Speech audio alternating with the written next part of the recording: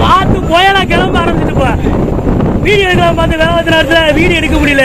அதுக்கிட்டு cell இல்லை கீழே ஒன்று பயமா இருந்துச்சு. இந்த வீலத்தில் வந்த வீலத்தில் டிரைவர் நிற்கிற சைடில் பாருங்க, பேக் கேமரா போட்டு காட்டுறேன் பாருங்களேன்.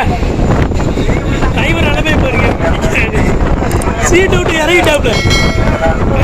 ரோலியை யாராலும் உட்கார முடியல, சீட்டு தனியா இருக்கு. என்ன காரணம் கீழே விழுந்துடக்கூடாது சொல்லி அப்படியெல்லாம் காட்டு சொல்லி உங்களுக்கு தெரியுமா? வெளியே காட்டுறவங்களுக்கு இங்கிட்டு பார்த்தா ரொம்ப அமைதியா தெரியல. அந்த போட்டோ பாருங்களேன், உங்களுக்கு தெரியும். அது நம்ம மாமா போட்டுதான் சேடி போட்டு பக்கத்தில் வந்து இருக்கு, தெரியுதா உங்களுக்கு? இப்போ நம்ம போட்டு அடியில் போய் காட்டி போயிருக்கு. ரோலிங் ஆகுது, எனக்கு பேலன்ஸ் பண்ண முடியாது இருக்கு பாருங்க. போட்டு இப்போ குறுக்கிலவே போயிட்டு இருக்கு. செக்கப்பாடுன்னு சொல்றது, அதாவது சாயந்தரம் வைக்கிற பாடு தான் செக்கப்பாடுன்னு சொல்லுவோம். மாலை நேரத்தில் உள்ள வைக்கப்பாடு எப்படி போட்டு போயிட்டு இருக்காரு. காத்து இப்போ உரமா தெரியுது, உங்களுக்கு தெரியுமா? என்னால் நிற்க முடியல, எப்படி பேலன்ஸ் பண்ணிக்க பாருங்க காலம். தெரியுது கடல் கிளம்ப ஆரம்பிச்சுங்க. கொஞ்ச நேரத்தில் ஏது விரிய ஆரம்பிச்சிடும் போல. குறுக்கிழுவினால எப்பவும் ரோலிங் அதிகமாக இருக்கு. போட்டு சாய பார்க்க திருப்பி இருக்காங்க. காத்துக்கு நேராக சாயவை போட்டு கொண்டு போகிறாங்க. பார்த்தாலே தெரியும். அடித்து தண்ணி அடிச்சுக்கிட்டு எனக்கு குறுக்காக்க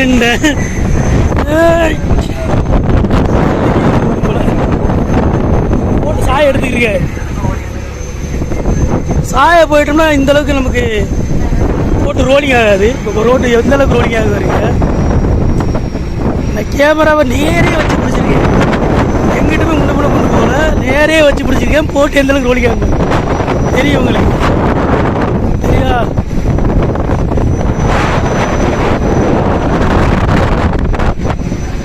இதை போய் அட்டில் இருந்து காட்டினாதான் உங்களுக்கு நல்லா தெளிவாக தெரியும். நான் பின்பக்கம் கடை போட்டுன்னு சொல்லுவேன், கடை போட்டு பக்கம் போய் உங்களுக்கு காட்டுறேன்.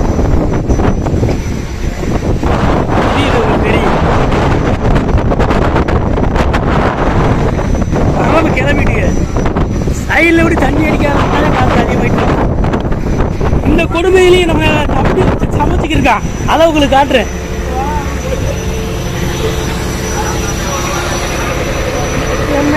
பக்கத்தில் போகிறது பயமா இருக்கு.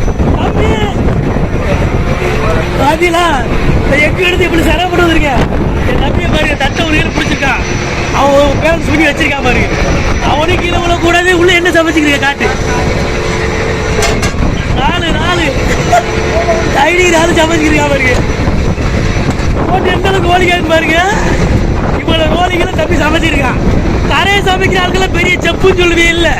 இங்க பாருங்க, கடல்ல இவ்வளவு ஒரு ஆத்துல என் தம்பி எப்படி சமைச்சிருக்கான் பாருங்க. இந்த தம்பி ஆளு. ஆனா எங்க சூழ்நிலை அப்படித்தாங்க. எவ்வளவு காத்து கிடந்தாலும் வயிற்று நடப்புல அப்பதான் பேரண்ட்ஸை வேலை வைக்க முடியும். நான் அப்படி பின்னாடி இருந்து காட்டுறேன் அந்த வியூவை எப்படி இருந்து பாருங்க.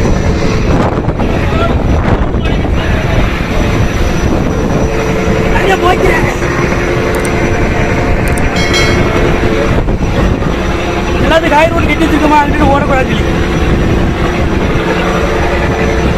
கூடையெல்லாம் கவுத்தி போட்டுருக்காங்க, அங்கிட்டு ஓடாது.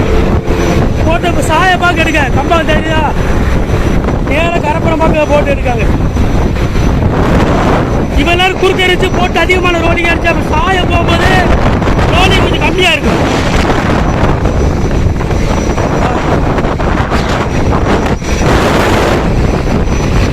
போட்ட சாய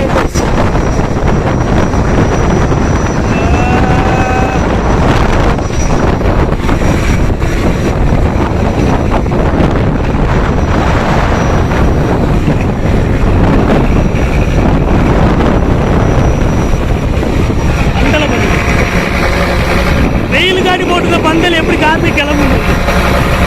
பந்தல்லாம் அப்படியே நிலவுலதோ இருக்கு.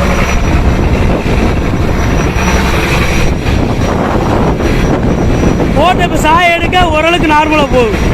இதே இந்த அலைக்கு குறுக்க விட்டோம்னா அதிகமாக ரோலிங் ஆகுது. இப்போ போட்ட சாய எடுத்தனால ஓரளவுக்கு ரோலிங் ஆகுறது குறைஞ்சிருக்கு.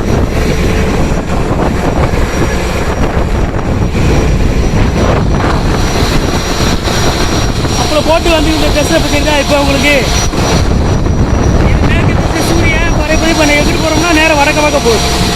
காற்றுக்கு நேரம் சாய போட்டு திரும்பினால ரோலிங் கம்மியாக இருக்குது. அது நம்ம சேனி போட்டு எப்படி போயிட்டு இருக்குது.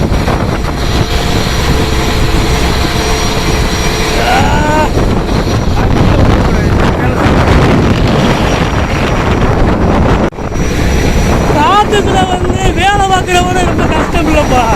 அது சமைக்கலாம் பார்த்தீங்களா தம்பி, அதான் ரொம்ப கஷ்டம். இருந்தாலும் அதுக்கு மேலே சேஃப்டியை வச்சு தான் சமைப்போம். ஆனால் காற்று அதிகமாகிட்டா பொதுவாக சமைக்கிறது பிரச்சனை. ஏதாவது முன்ன கூட மிஸ்டேக் ஆகிடுச்சுன்னா என்ன வேலை பண்ணிடுச்சுன்னா அதனால சமைக்க மாட்டேன். காலையில் சாப்பிட்டோம், சாயங்காலம்